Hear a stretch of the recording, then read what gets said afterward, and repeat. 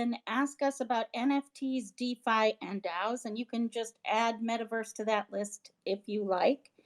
And my name is Jeanette DePatty. I am a professional tech explainer and a business development advisor for Infiom. And I would love to introduce Mariana. Thanks, Jeanette. I'm the founder of Infiom. We created this as a network of business professionals in the NFT, DeFi, and DAO spaces. Um, Jeanette, you have to mute yourself, I think. And we are very interested in where the market is going right now. I've been seeing a lot of business plans lately that talk about metaverse, talk about DAOs, talk about DeFi and NFTs. And really interestingly enough, in my mind, either they're not putting it all together, or there is really no great reasoning why their business model or the market they're going after is actually warranting one of these opportunities, like the creation of a DAO and a community that manages the process, the actual decentralized finance tools that we've seen developed over the last few years, that an NFT drop is warranted, or that this should be a plain metaverse. Not every company, they all need to think about metaverse, but it's not sort of an obvious reason. So that's what I've been seeing this week, and it's quite fascinating how complicated things are getting, but yet how simple you have to be as an entrepreneur, as a business owner, even just looking at your own career, trying to figure out what to do in this space. You have to step back and ask those questions every time you decide to either build something or participate in something. So, when you say be simple, what do you mean, Mariana, by that? Well, it's in terms of the biggest, best thing out there. We're seeing new things happening in the NFT space all the time. We're seeing new things happening in the DAOs all the time. We're seeing crossover between DAOs and venture capital happening. We're seeing new business models being formed. And as you embark on these, it's not enough to say, yes, we're going to have an NFT drop and we're going to be a DAO. And yes, we're going to have a club associated with this. And we're going to have people, we're going to issue them tokens as well. And then they're going to be staking those tokens. But why? You have to step back and say, but really, what problem am I solving? Am I creating a next generation music company? Am I creating a next generation film company? Am I creating a next generation supply chain management solution? But what is it that you're actually solving is the first question I would ask. And then following that, then examine, should this be a DAO? Should this have DeFi principles? Should this have NFT drops, and why? I think people are sort of jumping in and adding these, interesting ideas and concepts to what they're doing without asking that basic question: what business am I in, and why? Why am I solving this problem? Yeah, that's a really interesting point. I think we've seen, especially around Metaverse, a lot of just things being created for the sake of creating them. And I think in order to succeed in this market, which is becoming more crowded every day, you really have to have a rationale and a plan behind what you're doing. That said, I would love to invite you to ask questions. This is really your time to ask any questions you like. No questions are too simple or too hard. Just raise your hand and we'll bring you up and we'll do our best to answer any questions you have about NFTs, DeFi, DAOs, and Metaverse. I thought, to move forward, Mariana, this article about generative AI for art for the NFT sector was particularly interesting, and I was wondering what your take on that was. Well, that actually interesting that you said that. We actually have the company that has that generative AI for NFTs presenting at the virtual Infumb Salon tomorrow. And we're going to ask them all the really tough questions as to how to use this, who can use it.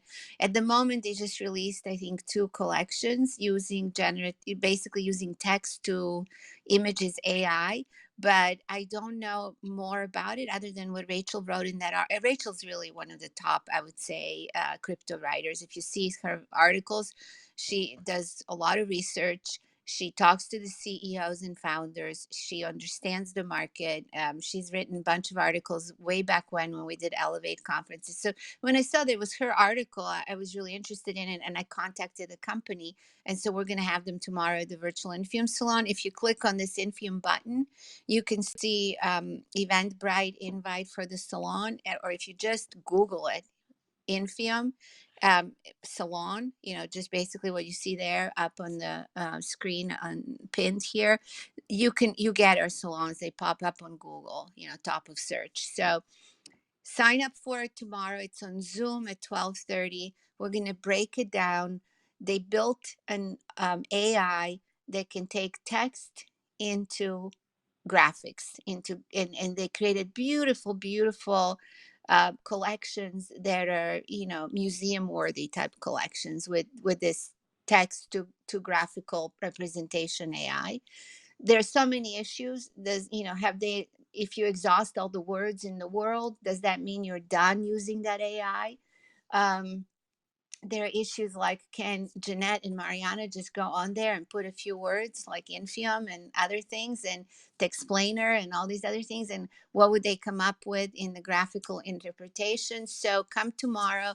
They will be definitely on the Zoom event, virtual Infiom Salon, and then we're gonna try to get them to the clubhouse at 1:30. But I'm with you. I think that one's breakthrough at this moment in the NFTs and metaverse development space. That's the breakthrough venture.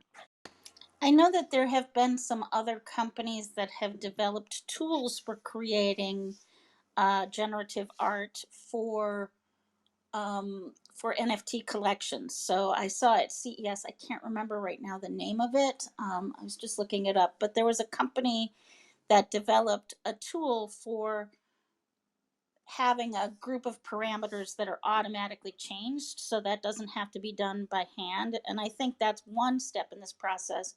But I think this generative art example is another step in the process.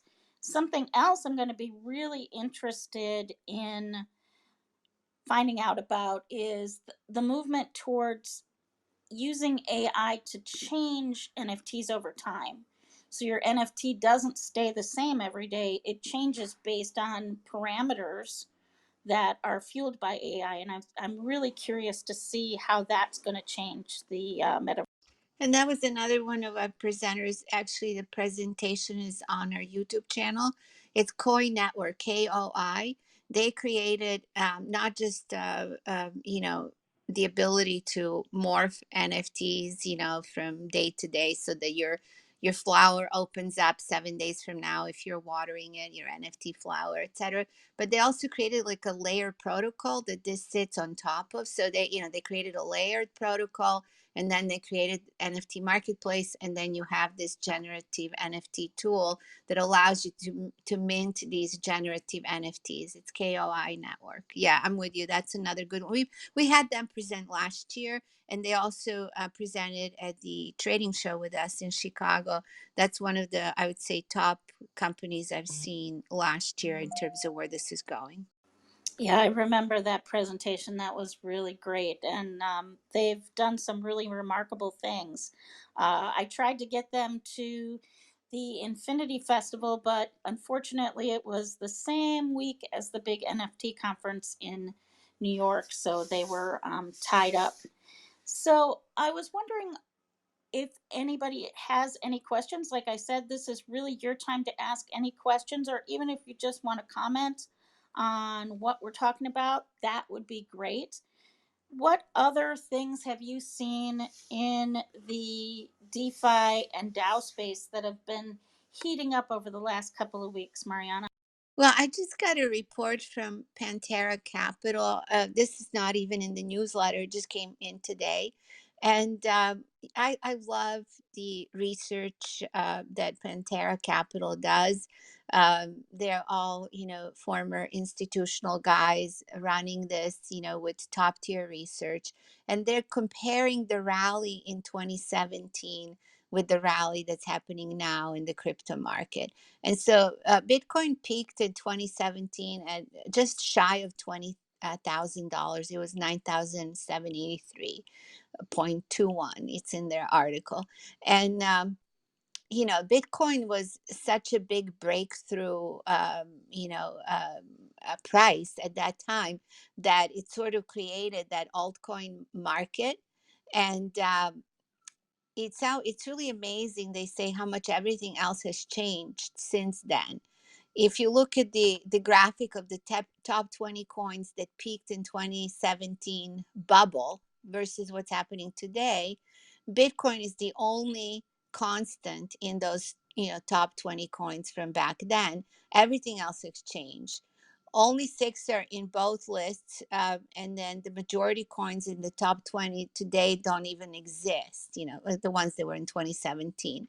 um, so that's kind of interesting. I think you definitely want to try to sign up for their newsletter if you haven't already. They do an amazing job. So if you look at the 2017 top coins, the peak was Bitcoin, Ripple, Ethereum, or ETH. ETH is the coin. Bitcoin Cash is the protocol. BCH is the coin. Cardano, NEM, Litecoin, Tron, Stellar, OTA Dash, EOS, Monero, Neo, um, Quotum, and the list goes on. So today, Bitcoin, January 1st, 2022, Bitcoin is still there and ETH still there. Cardano is still there, Ripple's still there. Litecoin and Bitcoin Cash, those are still on the top 20 list. The rest of the list is not making top 20, and some of them are not even around. So, you know, it is a really different market today. And when you are building your own venture, um, you know, you have to think of yourself. You have to think to yourself, am I building something inside a bubble that is going to explode? Or am I building something inside a market that is going to take off? And so, what Pantera is arguing is that we're actually inside many markets that are probably going to explode. And that is what's very interesting about 2022. Frank, you had something to add? Welcome, Frank. Hello. Yes. Yeah. I was just listening, and yeah, something came up that was really interesting. And anytime it's anything to do with media, film, TV, music, it's always kind of catches my eye. I don't know if I'm sure people listening know about Pulp Fiction and all of the Tarantino films and stuff like that. Well, Tarantino got a drop, an NFT drop of his own, where um, there he's selling NFTs, and I think those NFTs are gonna have like secret stash of scenes, original scripts, personalized audio, all sorts of stuff that he's never been shown before, never been seen before, and he's actually auctioning that as NFT, and I thought it was amazing because people who have their own content, maybe that they've got their own like little fan bases, they could do similar things. It just kind of made me see what is possible for creatives, whether they're in music or film or any kind of creative area. How do you know if Tarantino got or how he got around the film rights issues? Because the studios technically own those films. Is he sharing revenue with them, or is he courting a lawsuit, or how's he doing it? The funny thing is, it's through this thing called the Royal, and through the Secret Network. So I think it says the Royal with cheese, which is I think he's done a deal with he must have done a deal with another entity to make it happen. Um, because it's actually out there and people can actually go and bid now for it, which is a bit crazy. I'm not really sure how he got around it, but it's happening. That's fascinating to me. I think the idea of personalized audio is a really good example of how you can build utility into your NFTs, right? Because that is offering access, that's offering something personalized and special. I'm just wondering how that will affect the ability to resell those NFTs. I'm just sort of pondering that thought. Yeah, Once that. Quentin Tarantino says, "Hey Jeanette, you're awesome. Can I is Mariana going to want to buy it?" That's what I'm not so sure. Yeah, that's the thing that I mean, I saw it come up and I was like, okay, this is very interesting. I'm not sure how he got around it, but I think it's the one of its kind. And Hmm. I think if he's doing it like that, somehow others are gonna follow suit. It just seems like. But also begs this question, what are people really buying at this point in terms of collecting? Are they collecting pieces of art that they're somehow interested and or attached to? Are they collecting membership in some prestigious club?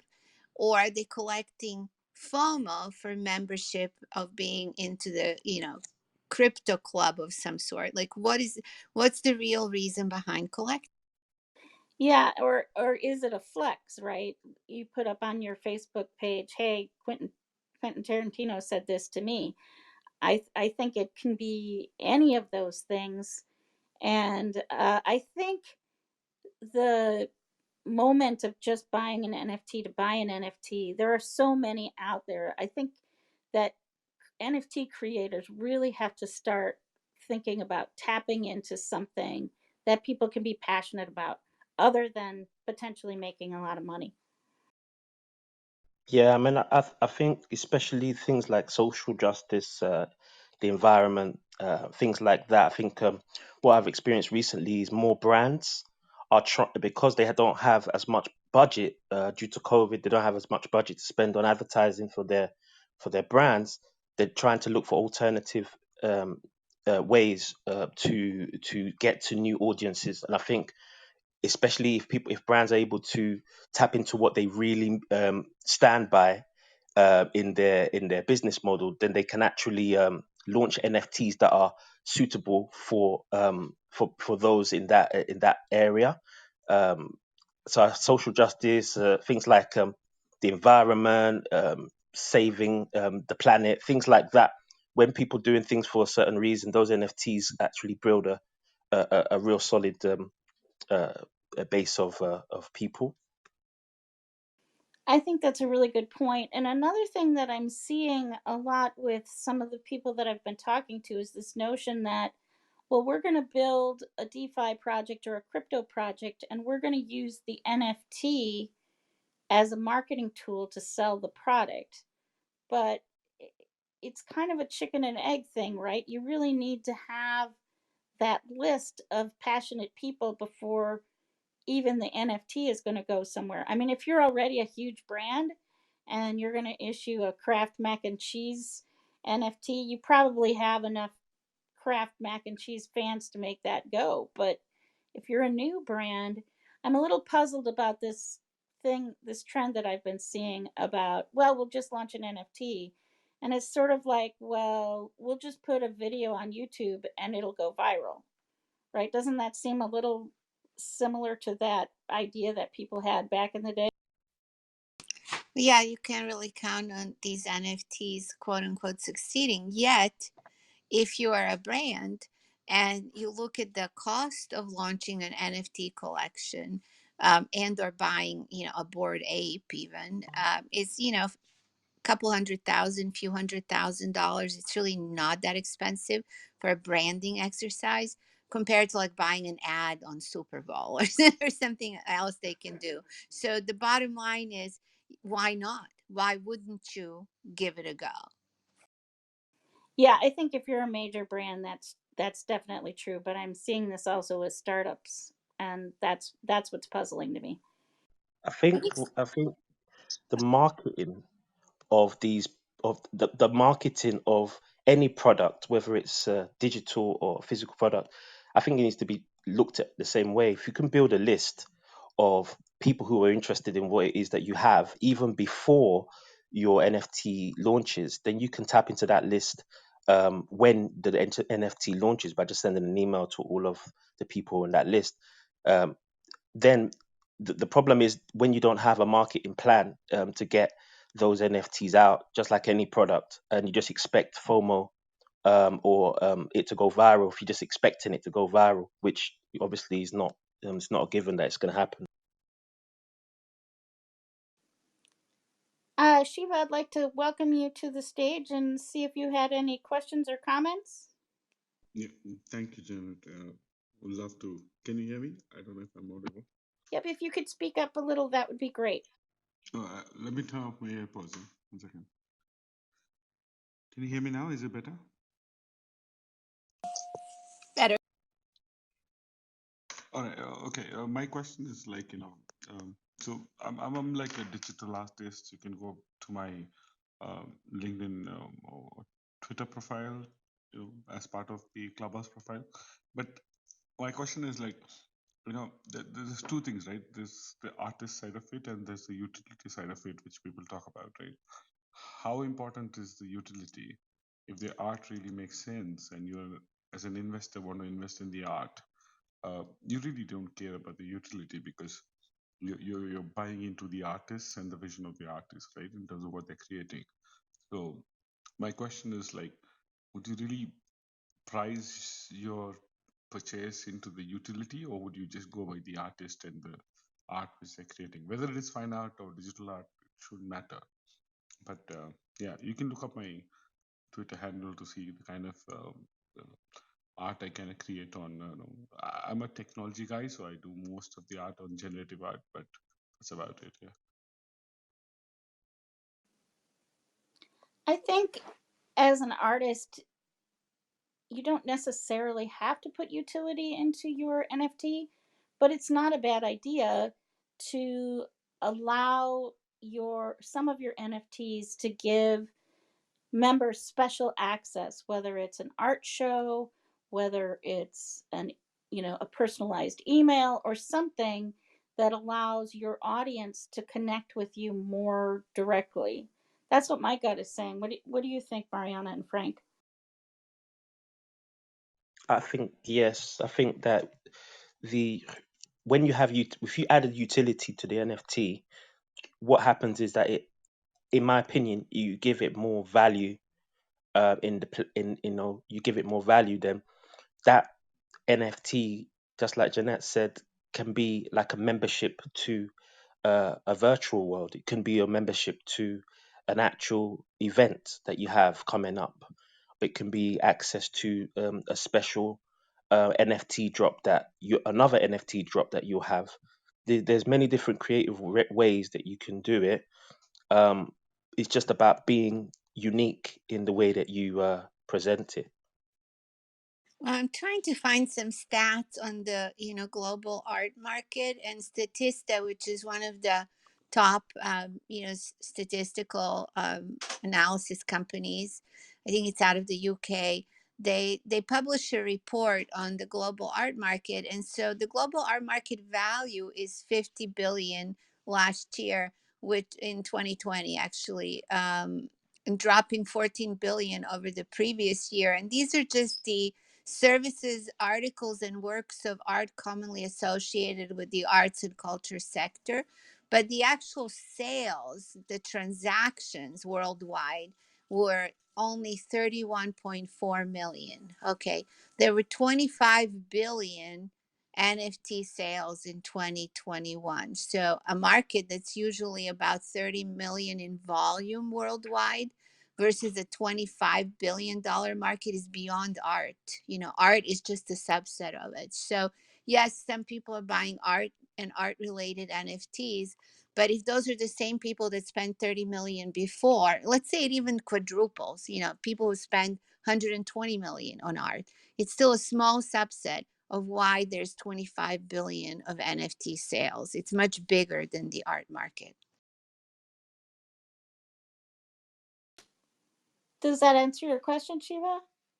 Yeah, it does. It does. But I'm trying to find out what kind of utility can I provide. It's like I can create a lot of access to multiple memberships or exclusive memberships, but that's so weird, right?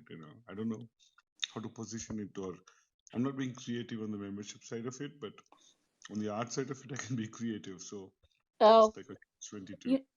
you need to find a marketing person and buy them coffee. There's lots of ways to do that. Well, I think it's I will do. also you have to think of it, Shiva. It seems that you understand technology and you're an artist, right? So you're bringing a lot of skill sets to the table in the NFT slash metaverse era, right? But at the end of the day, what I was trying to comment on, that the reason why there's 25 billion in NFT sales, it's people are seeing that using NFTs and NFT drops and collection drops can create businesses and experiences that will reshape the way we live and do business. This is why Superworld exists, because we believe we're going to have a digital and real life experiences, and that's our lifestyle is going to be digital and physical. And so they're thinking of all the different businesses on the planet, they're going to be transformed by this. So when you're doing an NFT collection, you should think, is this NFT collection there to transform something that we're living in today that could be improved and or needs to shift? Yep, makes sense. Let's hear from Meta. Yeah, thank you so much. Frank. Meta, Welcome, did you have Mecca. a Oh, welcome. Did you have a question or a comment?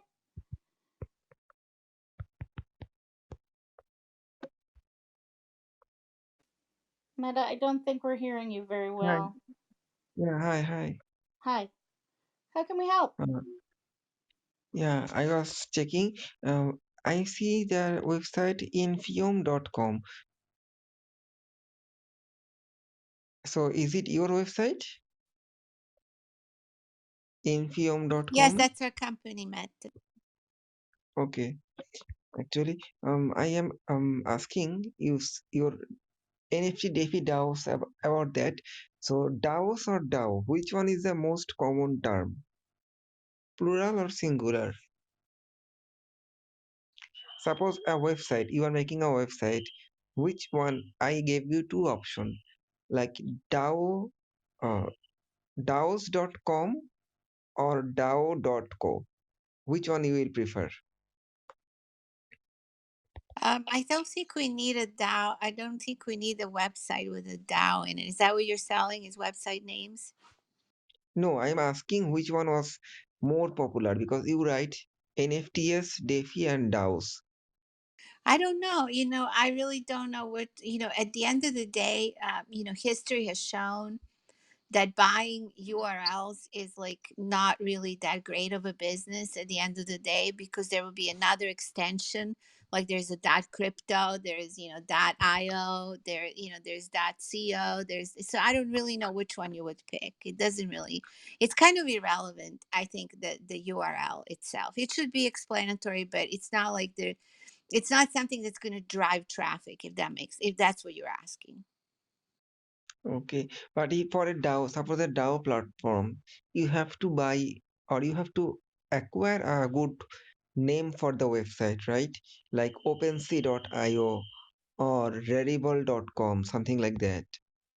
Yeah. So what I'm trying to say to you, DAO is just an organizational structure, like an LLC. Like you wouldn't buy a site that says llc.co or llc.io, or you would not really want to buy a site that says DAO.io for any reason, because it's the business that you are building is the name of the site. Like OpenSea means we have an open sea of art, or Rareable. We have the most rare art on the planet. It says like what the business is in, if that makes sense.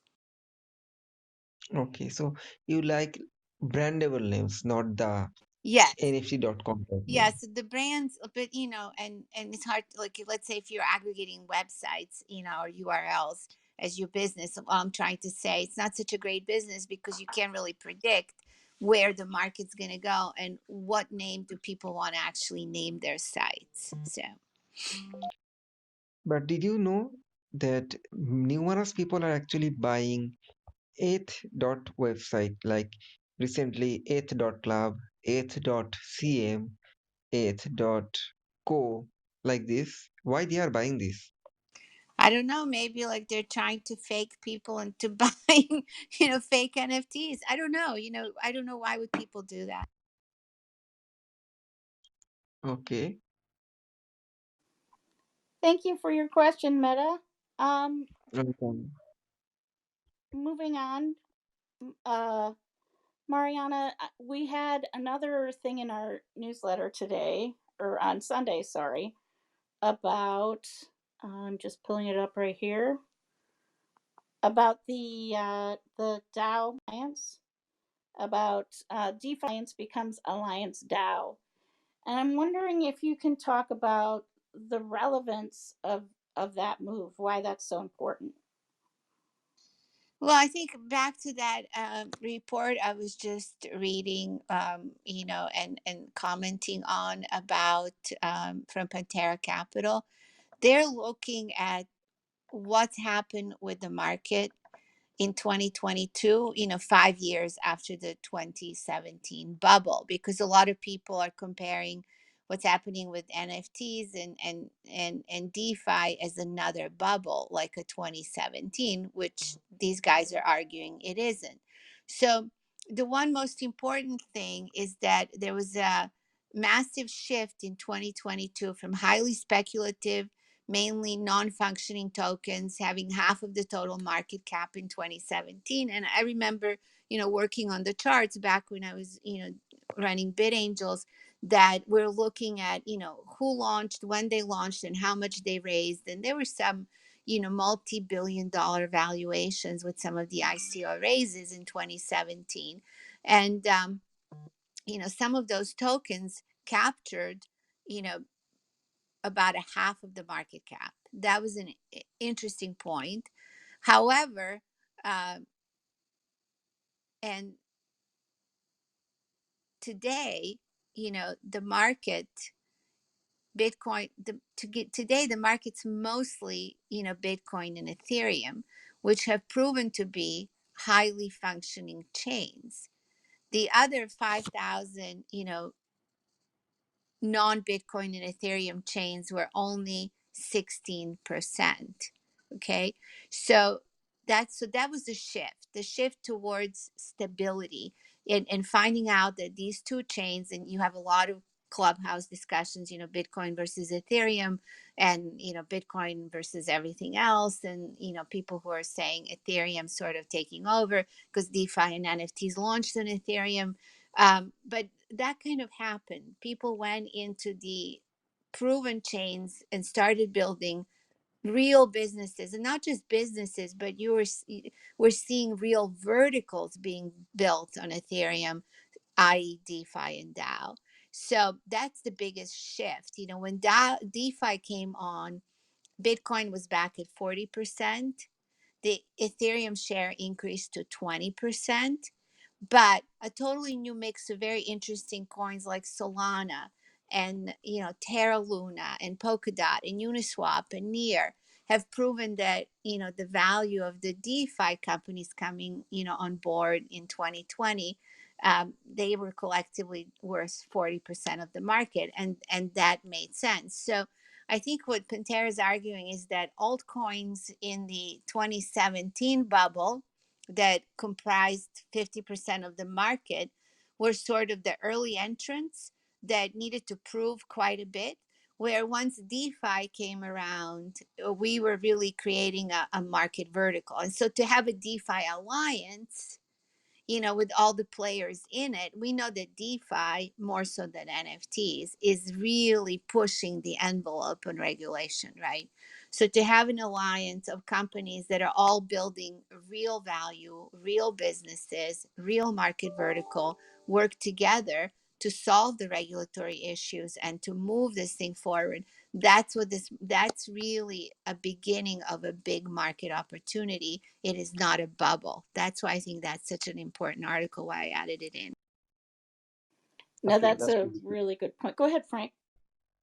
Okay, yeah, okay. What I was just gonna say is that I think that's very good because um, obviously it's almost like the wild wild west in DeFi, and I find myself staking here, moving things around from one platform to another AMM to another AMM, staking here, providing liquidity here, moving it. So it's it's very it can be very confusing, especially when you've got many different platforms and you're trying to make a yield um, off of these projects. Because if you believe in them, sometimes you just it's nice to kind of earn from it as well.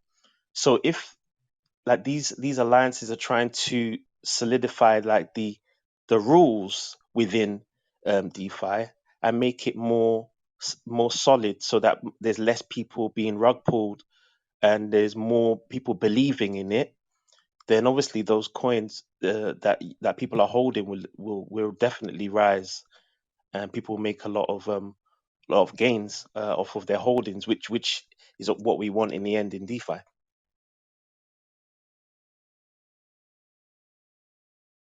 Yeah, I think what's interesting is that, with DeFi, if you look at the alliance and you see who's in it, you have some level of comfort in a very challenging market, that you're describing, Frank, which is fast developing, a lot of pushing of the envelope regulatorily, but at least you know that people who join this alliance, they're in it to build real value. They're not planning on their next rug pull, right? So that gives you some level of comfort in working and interfacing with companies that are, putting some of their time today. Who has any free time? I don't. But putting some of their time into building an ecosystem that's going to help the entire market segment. These people are counting on being in that market segment for quite some time. Well, that was another thing I was thinking, Frank, as you were talking about what you've been doing with staking is how much time does that really take? I mean, are you really like venturing into day trader kind of territory where that's almost a full time job, or is it still just a part time, once in a while thing for you? I think what you got to look at, especially when it comes to DeFi, it depends on how far down the rabbit hole you want to go with it, really. For me, uh, I'm I know a lot of people, this is going to go over their head if they don't know what DeFi is, but this DeFi is decentralized finance and is literally you don't have the hold of the banks on your money, and you can make yield off of the cryptocurrencies within these DeFi platforms. Many of the DeFi platforms are not they're not kind of overseen, so you don't know who's running them sometimes. But obviously, with this kind of alliance, it gives more power to that, makes people actually have more belief. For me, I mostly will stake my coins in places where as less risk as possible. So if I'm going to stake my Cardano, I'll stake it on Euro wallet. I'm not giving any advice, but these are just things that are very um, the least likely for any kind of rug pull. So I'm literally just staking my coins. I don't have the time to be checking to see if there's impermanent loss and getting worried about everything. So all I do is if I believe in a project, for example, let's pick one out of the blue, PancakeSwap, yeah, which is the top AMM on Binance Smart Chain. So if I believe in PancakeSwap going up in the future, and I believe in it because it's the first AMM on Binance Smart Chain, I I I will buy some Pancake and I will stake it on the platform, and I just leave it, and I'll go and stake something or somewhere else. I don't come in and start trading it and everything. And no, I just stake and go, stake and go. For me, that's what I do in DeFi. Some people will provide liquidity, which helps the network and helps the project. But for me, I very rarely do I do that. I just will do staking, and I think many people who love these projects usually stake on the project that they love to earn more of that token. I So, think what he's oh, talking about, which is really interesting here, is that he's doing as close to a blue chip kind of strategy that you can. And what Frank is saying, and he does a very good job, is he does his research to find all the things that look like next generation winners, right? And of course, predictions are not 100%, and looking back is 2020. But what he's trying to do is say to himself, okay, at the start of this year, 97% of all the DeFi aggregate total value locked belonged to Ethereum. And then just where are we now, mid January today, we're actually, I mean, I'm sorry, this was in 2021. So it was 97% was Ethereum. And now we're in January of 2022.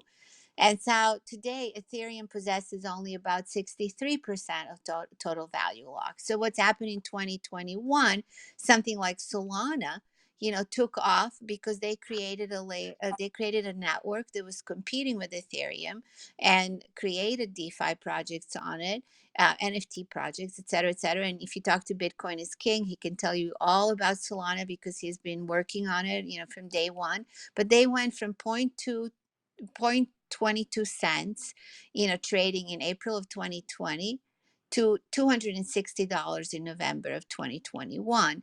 And in particular, it was because of, they had a total value locked of DeFi projects of 15 billion on Solana. And they're making huge inroads into NFTs because of the, solving the gas fee problem.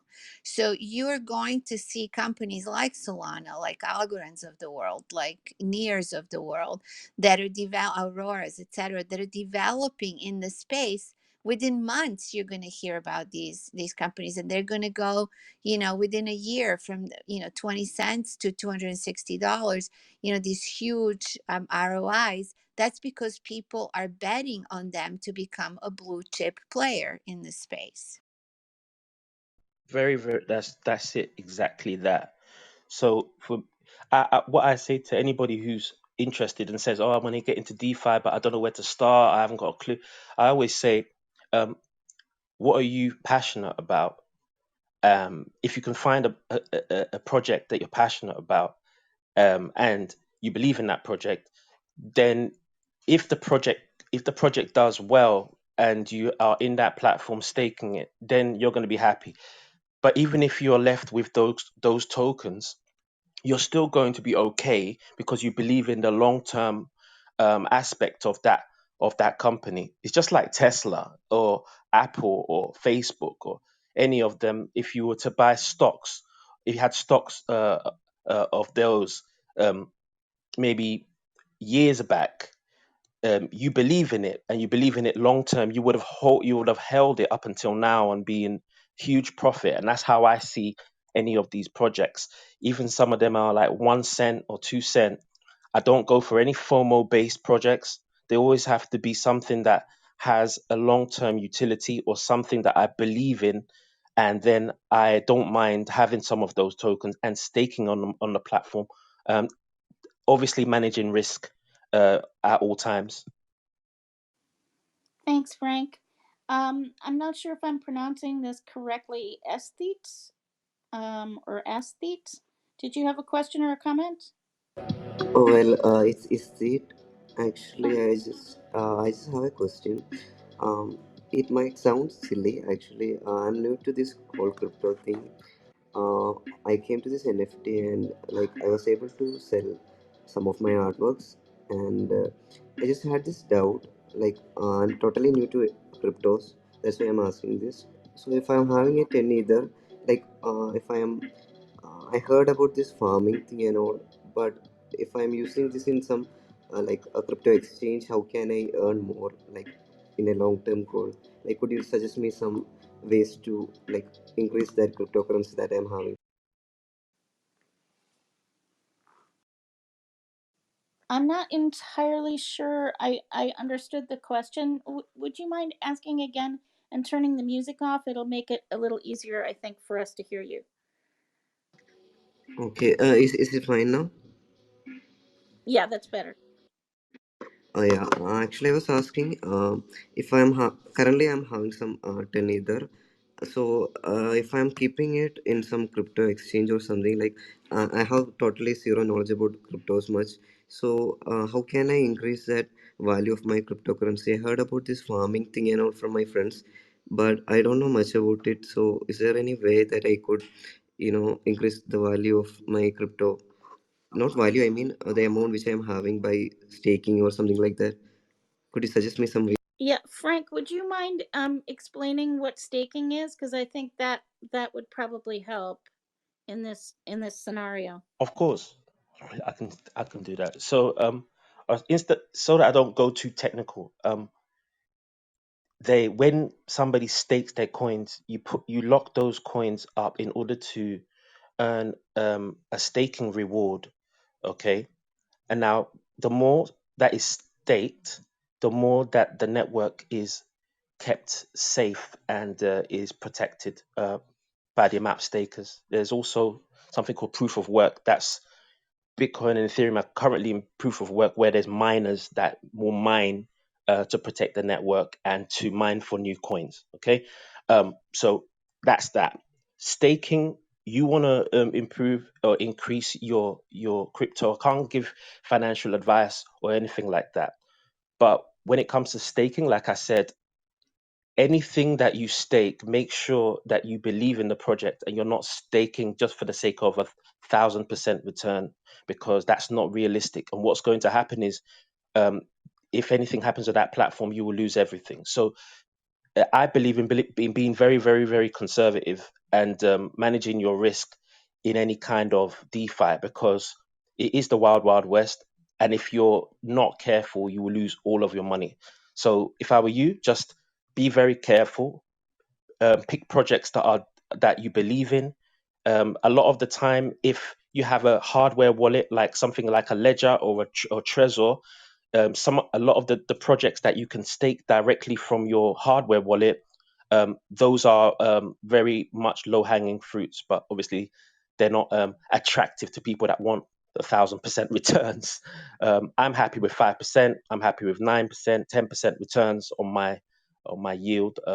But I mean, it depends on you. But just be very careful. That's why I say. Oh, okay, thank you so much. Could you please explain what's this farming about? Yeah, yield farming is like I don't know if you've heard of PancakeSwap or any of these automated market makers. They're like exchanges for a specific project, and they have different tokens in that you can provide liquidity to, and you can also stake your coins there. So that is what farming is. When you go on any of these platforms and you choose to provide liquidity to earn a certain percentage of return, or you choose to stake the coins on the platform, which you can buy from those platforms, and you stake it there to earn a specific return. On those, you'll see the actual return for each of the assets on whichever platform, and that's what yield farming is. Okay, thanks so much. Thanks so much for taking your time to share this. And You're so welcome. Terry's not here today, Terry Garrett, but if you go to her crypto spaghetti rooms, she talks about, setting up a wallet and all the different protocols and all the different mechanisms you can do this. So she's very good at, kind of walking you through all of these processes. We don't really do that. We're mostly focused on building ventures in this space, but there's her room and a bunch of other rooms in the clubhouse. They're very good at explaining how this whole, setup works and how the space works. Thank you so much. I just have one more doubt. Like, if I'm building a NFT, like, I'm a one-on-one artist actually, so I have some collectors. So I was planning, like, if my collection is going in a better way, is it possible to build like a kind of world kind of thing in metaverse related to my NFT, and I can bridge my NFT to the metaverse? Is it possible? Why not? I mean, this is the whole idea behind metaverse, that because of what's happened with the pandemic, and we're, I don't know what wave we're in today, but fifth or sixth probably. Um, but we have to live quite a bit in the digital world, and we have to live quite a bit in the physical world.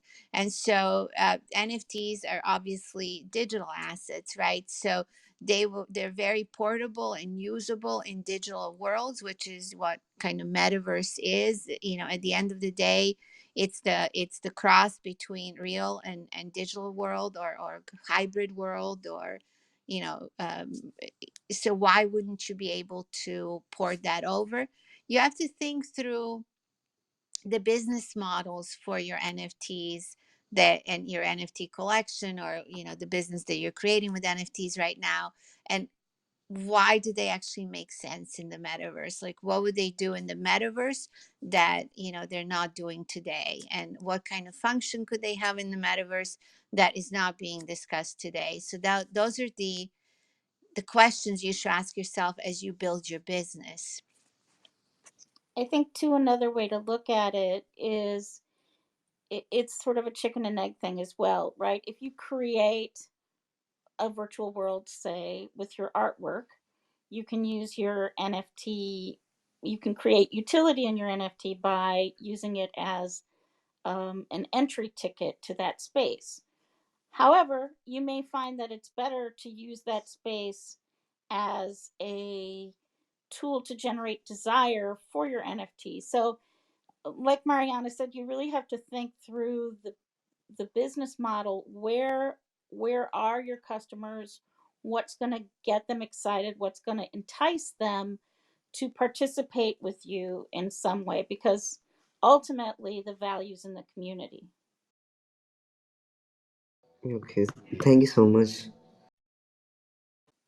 And Our many, many pleasure. years ago, I actually had a very interesting experience that I think it's going to reappear shortly in this market, because a lot of these things are cyclical. So I was running the incubator at KPMG, and we launched a lot of successful ventures. Many of them got venture capital to the tune of 7 to like $30 million in their Series A, with the 7 being the lowest raise. And it was really a very hot market for startups, right? And at the end of the day, companies, it was pre Facebook, like pre social networking, pre community, if you'd like. GeoCities was like the closest to community at that time. But we had a call. We were in corporate finance at KPMG, so we were able to do both kind of venture work and M&A work. And so we got a call from The Well. The Well was the original community on the internet, and The Well actually sold a bunch of its assets to different companies over the years. So the first thing they sold was the actual network. They created sort of like an online application. They sold that. Then they have a software package they created to create this online application. They sold that. And then they came to us and they said, the only thing we have left is this email server that basically are almost like at that time it was called like a bulletin board of all the people that have the well address, because originally it was a bulletin board. And when you looked at those addresses, there were only 1,500 members, like a tiny little community. But you looked at those addresses, and it was like people who created, DARPA and ARPA and all these other things that actually created the web. It was all the top tier people in the space. And so they came to us and they said, well, can you help us, sell this to someone?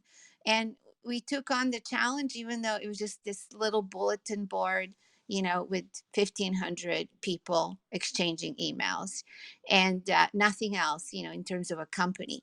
And so we literally did our M&A, outreach to hundreds and thousands of people, all the regular VCs that we worked with, and we did raises from Kleiner and Sequoia and Hammer Wimblad and all the top tier VCs at the time, and they all said to me like, what Kool-Aid are you drinking? Because there's no technology, there is no online portal. Both of those things have been sold.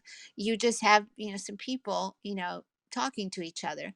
Well, we ended up selling the well to the salon, which created such a huge uptake for Salon's IPO, subsequently, that the value of the person that we sold, in at that time was higher than any of the other M&A transaction on the market, including, Yahoo and GeoCities and all those kinds of, acquisitions. And so we ended up selling the value of that community to the Salon pre-IPO. And Salon was like an online magazine. So it's not just, everybody's trying to launch this Discord with 20,000, members, whatever that means at this point, right?